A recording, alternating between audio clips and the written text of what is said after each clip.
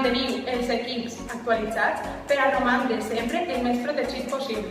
Utiliza una red Wi-Fi conocida. Los paquetes de transmisión pueden ser recogidos por hackers o ciberdelincuentes en las redes abiertas, que suelen ser poco seguras.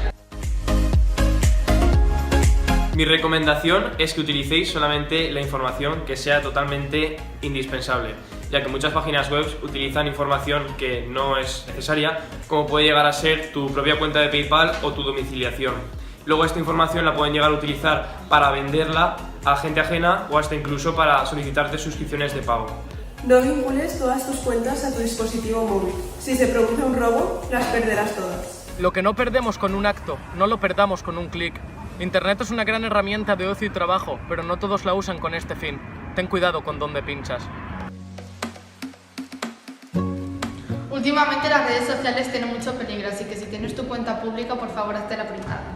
Hoy en día es muy importante cambiar la contraseña cada X tiempo y tener una contraseña para cada cuenta, ya que si las descubren podrían quitártelas todas. No publiques todos los sitios a los que viajes en redes sociales, ya que puede haver gente con malas intenciones que quiera aprovecharse de tu ausencia. Mai deixes la teva ubicació activada, així evitaràs córrer el risc que et puguen tindre localitzat.